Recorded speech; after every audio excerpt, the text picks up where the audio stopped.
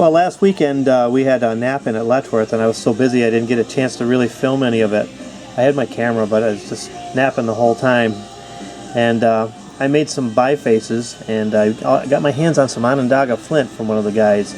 One of my friends came down from Canada, and they just quarried this stuff. This is some really fresh Onondaga, $2 a piece. Big chunk here. This is what I work, these big chunks. Doesn't look very good, does it? Well, that'll make something nice, because here's what I made out of it. Look at this knife. I love the way this knife fits the hand. You can just hook your finger right in there. You got a full grip on that blade.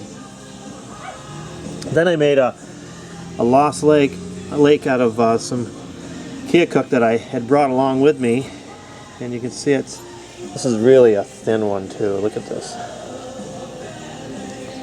But I'm pretty happy with the way the notches come out on this one. They're really tough to do. I'm not the best at making these, but this one is probably one of my better attempts. And then I got some Novaculite, and I made this super thin pine tree type point here, and that come out pretty good too. Like I say, it's really thin. But then I worked a little more Onondaga, and actually part of it broke off on the bottom, so I had to make it shorter, and I made a little Susquehanna broad point. But today I got out here in the man cave, and I made a couple more, and check these babies out. They're right now soaking in vinegar, because what I want to do is I want to bring the limestone out on them. But check out this Genesee point and this big Snyder's point. I'm impressed with the rock. It just worked so well. And what I'll do is I'll show these after I take them out of the vinegar, and you'll see the difference that soaking them does. Because if you look closely, I don't know if you can see it, but there's bubbles on there. See the bubbles?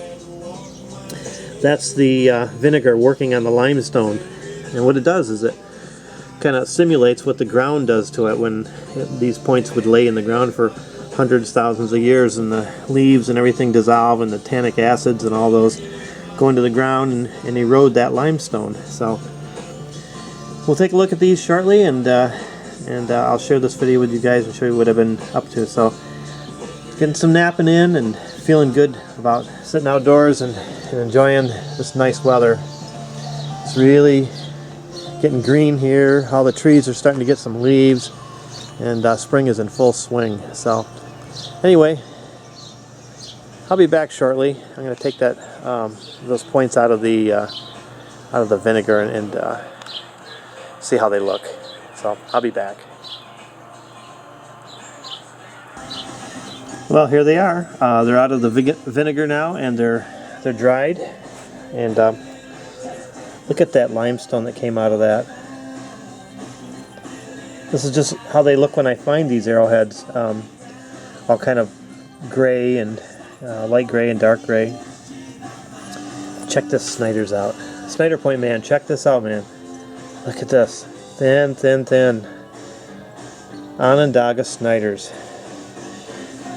And I love the way this material's got all these little spots and things in it. Some good looking rock.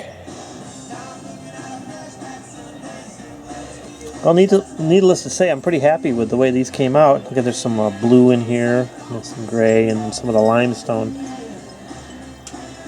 So that's a little trick that we use to just make them look more authentic and old. I'm not trying to fool anybody. I just like the way they look. I like that old look to the Onondaga. So, 2 nice successful points today. I'm real happy. Broke one yesterday and it bummed me out. I was like thinking I lost my touch or whatever, and I went to bed last night bummed out. So today I decided I'm going to make it a difference and nap out 2 good points. So this is a Genesee point. These flake pretty good.